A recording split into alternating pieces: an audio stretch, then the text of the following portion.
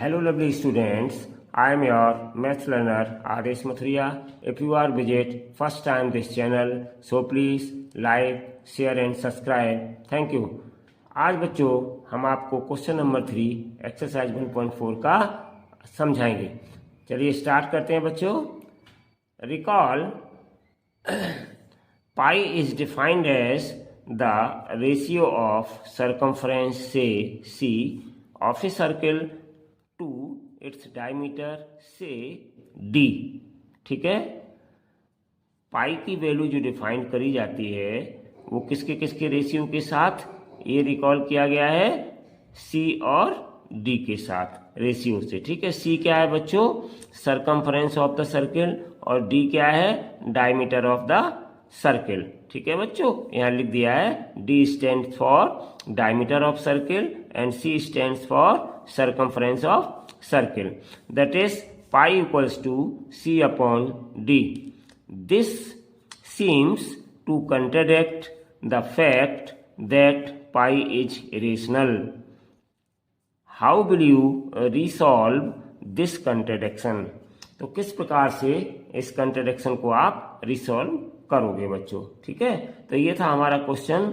कहने का मतलब ये है कि यहाँ पर क्या कोई कंट्रोडिक्शन है, अगर है तो इसको कैसे आप रिसॉल्व करोगे इस कंट्रोडिक्शन को। ठीक है ना, कि पाई की जो रेशियो है सी अपॉन डी की फॉर्म में वो एक इरेशनल नंबर है बच्चों। ठीक है, तो चलिए स्टार्ट करते हैं इस क्वेश्चन को।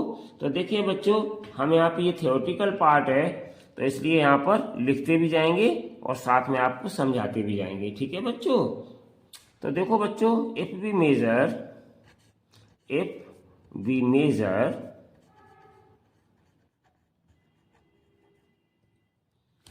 the value of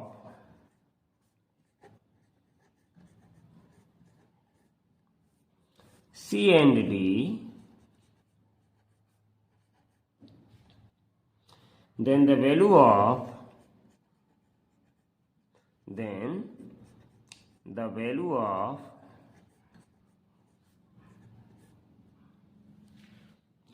C and D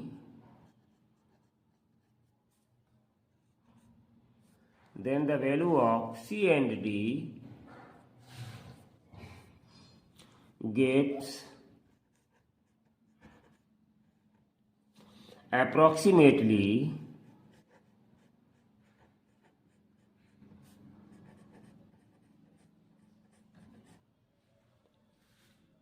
rational value।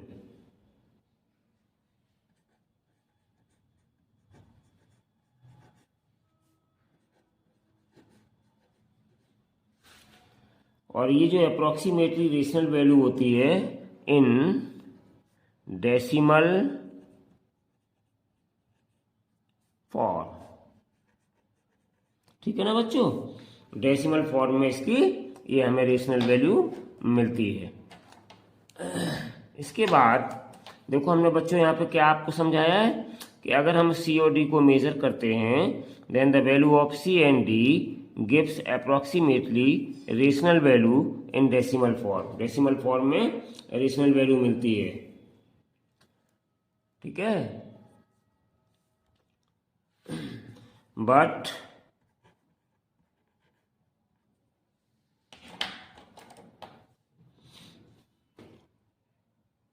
when we find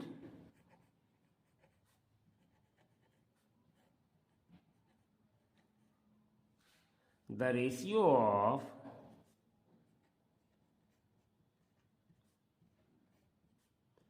C and D, but when we find the ratio of C and D, that is pi equals to C upon D। ठीक है ना बच्चों, then we get the value of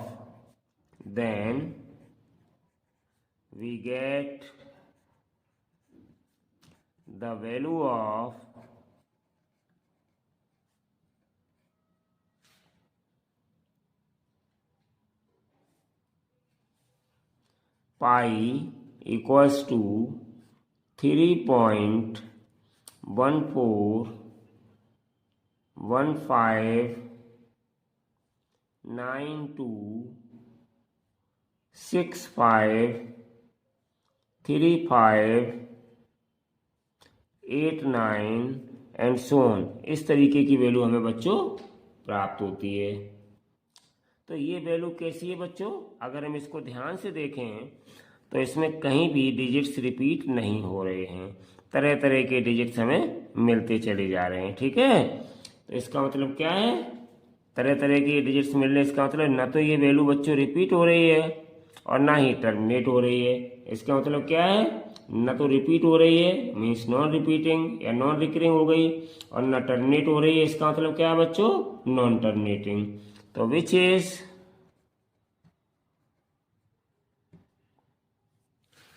non terminating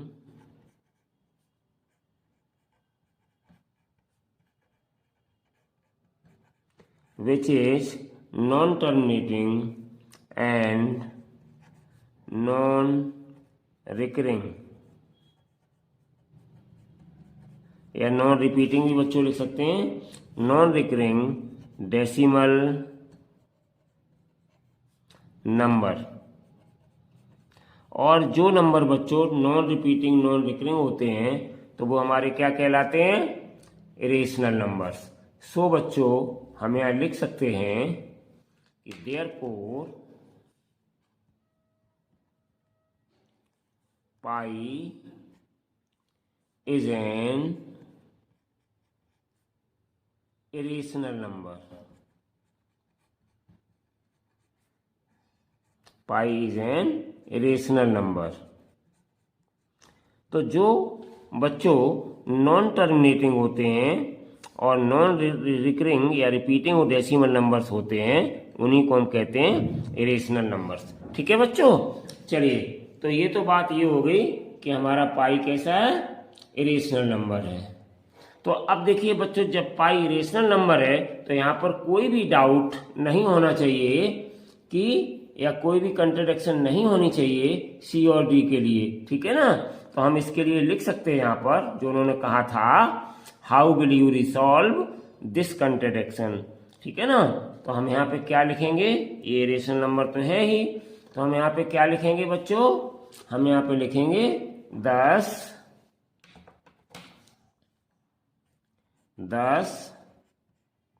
there is no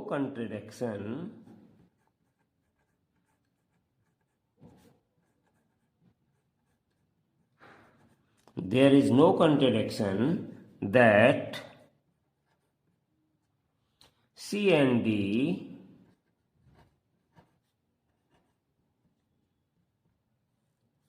are irrationals।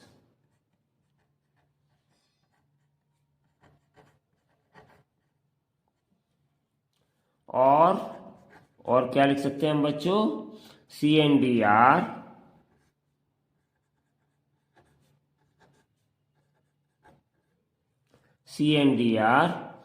approximately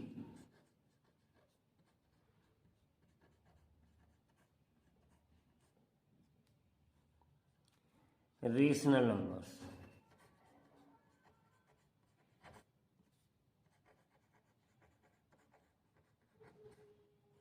बस यही हम लिख सकते हैं कि जो हमारे यहाँ पे कोई कंट्रडिक्शन नहीं है बच्चों, बल्कि हम यहाँ पे ये जरूर कह सकते हैं कि इस तरह से there is no contradiction that C and D are irrationals, कि सी और डी इरेशनल्स हैं और C and D are approximately irrational numbers. ठीक है ना, कुछ तो इनमें फर्क है इनकी वैल्यूज में।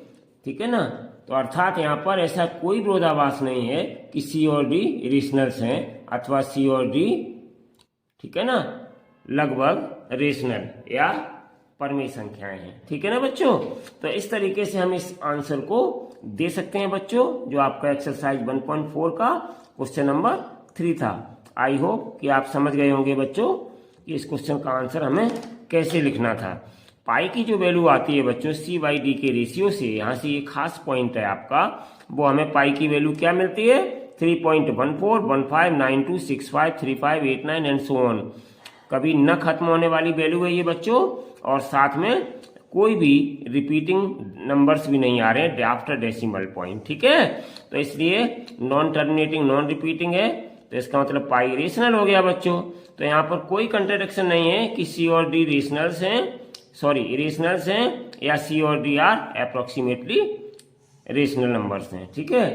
जब ये रेशनल है, तो जब ये रेशनल वैल्यू हमारे पास आ रही है, तो निश्चित रूप से बच्चों इनमें या तो कोई एक इरेशनल है, या दोनों इरेशनल हैं, या फिर दोनों अप्रोक्सीमेटली इरेशनल है। तो यहाँ पर कोई कंट्राडिक्शन की बात ऐसी नहीं है। ये आप समझ सकते हैं कि जब हम एक इरेशनल नंबर में दूसरे इरेशनल नंबर से डिवाइड करते हैं बच्चों, तो we will get always irrational number, ठीक है ना। तो इतना हम लिख सकते हैं बच्चों इसमें, ठीक है।